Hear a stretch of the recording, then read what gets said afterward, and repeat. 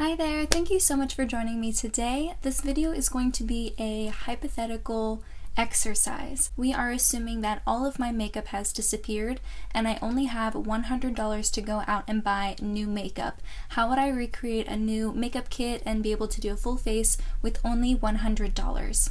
This video was originally done by Jax Lorraine here on YouTube. She also has a Cruelty-Free YouTube channel.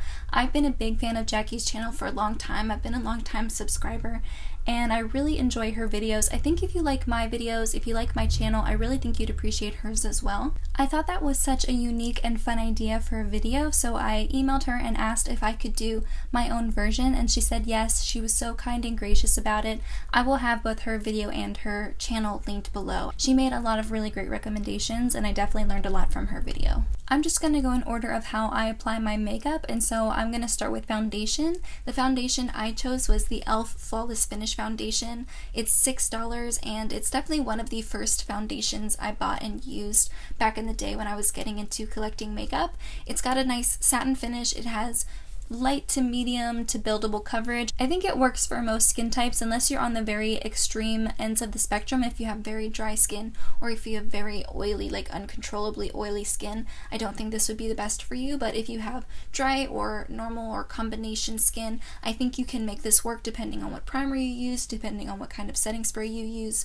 I really think it's one of those general run-of-the-mill foundations that is pretty hard to mess up, and it's very affordable. The only downside is that it doesn't have a great shade range. I think they only have 10 shade options. I think, especially with the conversation being had nowadays, I mean, it's been had for a long time. People have been talking about it for a long time, but it's really coming to the forefront of the makeup industry, and I'm really glad. It's about time. And I think from now on, whenever I do try foundations, I'm going to choose to support brands that have more inclusive shades and have a bigger shade range so that anybody can try them out. I haven't tried a lot of foundations in my lifetime, so that's kind of the only one that's come to mind that I can actually trust to use, but I imagine once I start using more foundations and trying other brands, I'll have other suggestions in the future. But for now, I would choose the e.l.f. Flawless Finish foundation. I chose not to include a primer because I don't use primers every day, and I don't have a ride or die holy grail primer. I don't have any primers that I feel like I can't live without, so that's a product that I can just skip. One product I can't skip though is color corrector. I have both a color corrector and a concealer on my list because I use both every day. The color corrector I chose was the NYX Dark Circle Concealer. That one is $5.99. Very good formula. It does have a couple different shade options, and that's really great for the drugstore. A lot of brands, even high-end brands, will only have 2 or 3 different color options when it comes to under eye correctors, so I would definitely buy the NYX Dark Circle Concealer. The next product I want to get is a concealer. It is also from NYX. It is the Professional Makeup HD Concealer Wand. You can get it for $3.49 on Target's website. I have used up one of those concealers in the past, and I did like the level of coverage. Of course, I would probably want something with fuller coverage. I just prefer full coverage concealers, but I think the formula is really nice, and I think in conjunction with the Dark Circle Concealer, I think I could get the level of coverage that I would want. For base powder, I wanted to choose something that I could use to set my entire face and also underneath my eyes in a pinch, and I also chose to get a translucent powder so that I could use it any time of the year, and I chose the Essence All About Matte Fixing Compact Powder. It is $3.99 on Ulta's website. I think that's a very good general powder, and I think that would work for most skin types, especially if you do have oily skin and you want to use something that would be better for oil control. But I also think if you dust it very lightly on your skin, like maybe in your T-zone, even if you have dry skin, you could make it work. For bronzer, I would actually get a duo product. I actually have this in my collection to show you. It's the Wet n Wild Contouring Palette Contour in the shade Dulce de Leche. If you can see, I've hit pan on both sides. I really enjoy both of these products. I love this banana shade for setting under my eyes, and I love the bronzer to use all over my face. I would also use it as a crease shade in a pinch. This retails for $4.99, and I love that it's a 2-in-1 product, and I love the formula. It's so creamy and beautiful. Very good. Kind of like a hidden gem at the drugstore. The next product is a blush and a highlight in one. It is the Hard Candy Glow All The Way blush in the shade Living Doll. I talked about this in great detail in my blush tag that I put up a few months back. This one, Most Beautiful Color, and I just love it. I'm wearing it today. I tried to put it on a little bit more heavily so that you could really see it, and it just leaves a really beautiful flush. I think this would work for a wide range of skin tones, but they also have deeper shades within this line as well if you do have a deeper skin tone. Considering the fact that it has yellow veining, it might look like it would have gold glitter, but it actually has a silver glitter to it.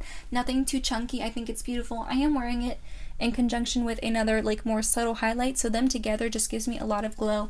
I really love this. Every time I pull it out and use it, I think, why don't I use this every day? I like that you can use it as both a blush and a highlighter as well. But let's say I'm doing a makeup look that is a little bit warmer, or it requires maybe not such a purpley blush. Maybe I want a more neutral blush color. I would also get the Jordana powder blush in the shade Rose Silk. That is a beautiful neutral kind of rosy blush color. I think that's a really great neutral shade that would go with a lot of different eye looks. For a brow product, I think I could get by with just using a brow pencil. I would definitely use the NYX Micro Brow Pencil in the shade Taupe.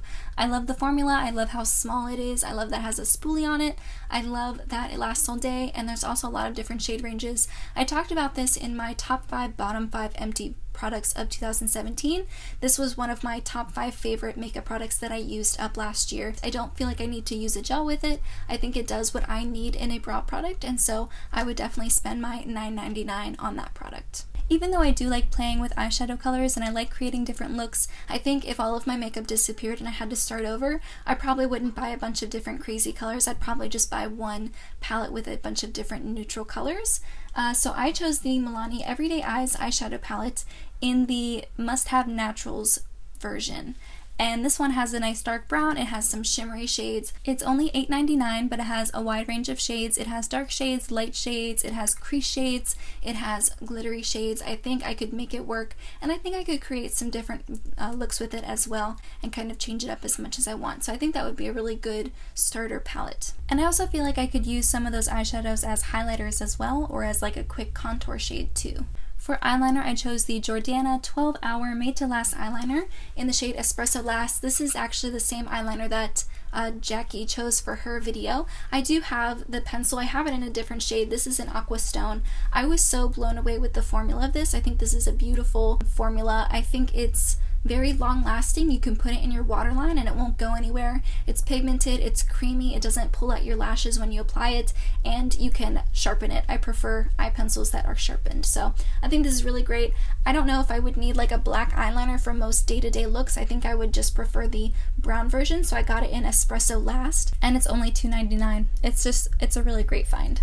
For mascara, it's no surprise, I would choose the Essence Lash Princess Mascara. It's only $4.99 and it already is one of my favorite mascaras out there, so it's really lucky that it just so happens to be very affordable. I only chose one lip product. It's a lip pencil because I honestly feel like that shade would go with pretty much any look I would be doing, and that is the NYX Slide On Glide On lip pencil in the shade Nude Suede Shoes. I love this. I only am down to a little nub. I definitely plan on buying this once this runs out. It's just a beautiful lip color. I'm wearing it today. It just is so nice. I can wear it like really lightly outlining my lips to kind of just create a really nice natural look color. I can fill in my entire lip, and it's a really creamy formula. It doesn't dry out my lips. It's pigmented. It's a great formula. I would definitely just use this every day, and I honestly could use this every day and not get sick of it. There was one product that I really felt like I could splurge on, and I really just did not want to not have this in my hypothetical makeup kit. It is the Scandinavia Bridal Spray. I would buy the 4 ounce and it would be $29. It is by far the most expensive product in this exercise, and I just don't think I could live without it. It was either between this or the Urban Decay All Nighter Setting Spray, but the All Nighter Setting Spray I think is like $3 more expensive than the Scandinavia one, so I chose the Bridal Spray from Scandinavia instead. They're pretty interchangeable for me. You guys know those are like my holy grail makeup products. They're my favorite. I just don't see myself being able to be happy with how my makeup turns out if I didn't have that, at least for like special events or extra long days or something like that. So definitely am willing to splurge and spend the extra money on that setting spray in particular. And that brings my grand total to $99.65. I think it's so cool that I got within such a close range to exactly $100. That doesn't include tax, and it doesn't include the fact that I could probably get a lot of these products on sale. So we're taking all of that out of the equation and just looking at absolute retail value. I really feel like I could be happy with just owning those, at least for a little bit. At the end of the day, I'm gonna love collecting makeup and I love having a lot of options, but if I had to start all over and I had a budget, I think that would be a really great place to start.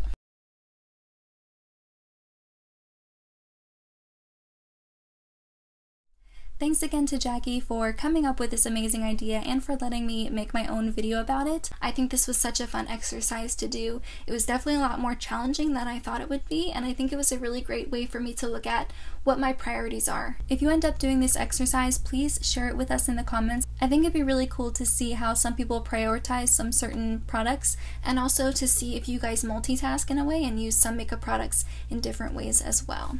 In the meantime, that's everything I have. Thank you so much for joining me, and I'll see you in my next video. Bye guys!